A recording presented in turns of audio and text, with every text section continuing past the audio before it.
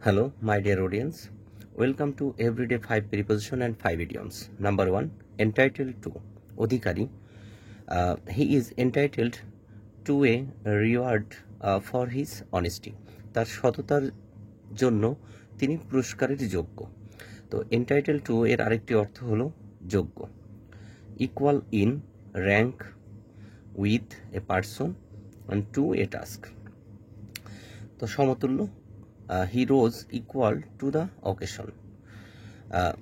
তিনি সুযোগ মতো উঠে দাঁড়ালেন। একটু যদিও ভিন্ন অর্থ এই সেন্টেন্সটির, তিনি সুযোগ মতো উঠে দাঁড়ালেন। তো ইকুয়াল টু অর্থ হলো সুযোগ মতো, এই অর্থ ব্যবহার করা হয়। এসকেপ ফ্রম মানে পলায়ন করা। দি man escaped from the village. লোকটি গ্রামের দিকে পলায়ন করেছিল। লোকটি গ্রামের দিকে পলায়ন করেছিল। The man escaped from the village. আরেকটি এসকেপ বাই মানে রক্ষা পাওয়া। রক্ষা পাওয়া মানেও পলায়ন করা। He escaped by a hair breadth.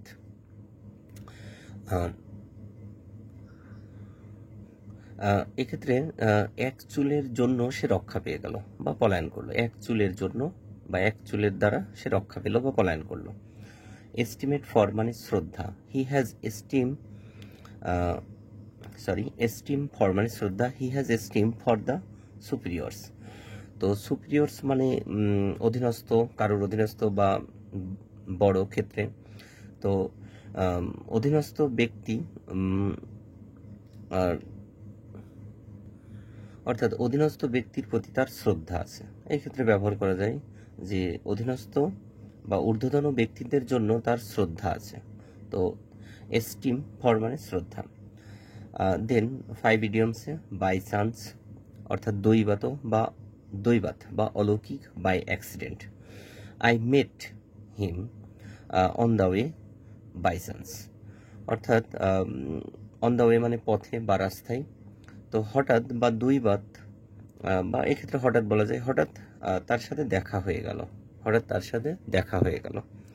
By fits and starts মানে ইরেগুলারলি মাঝে মাঝে বা অনিয়মিতভাবে।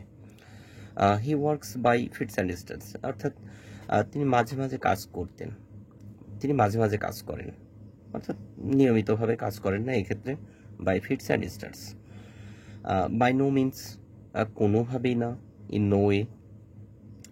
I shall by no means call on him অর্থাৎ আমি তাকে কোনোভাবেই ডাকবো না, আমি তাকে কোনোভাবেই ডাকবো না, এই অর্থে ব্যবহার করা হয়েছে। আমি তাকে কোনোভাবেই ডাকবো না। By hook or by crook. By fair means অর্থাৎ you must do this work অর্থাৎ তোমার এই কাজটি করা উচিত, তোমার এই কাজটি করা উচিত। By hook or by crook অর্থাৎ যে কোনো উপায়ে তোমার এই কাজটি করা উচিত। বাই ফার মানে সর্বাংশে বা সব উপায়ে বা সর্বগুণাগুণ সম্পন্ন। In all respects. He is by far the best boy in the class অর্থাৎ সে এই স্কুলের সর্বাংশেই ভালো ছেলে বা সে সব দিক থেকেই একটি ভালো ছাত্র, এই অর্থে ব্যবহার করা হয়েছে। তো থ্যাংক ইউ ভিউয়ার্স।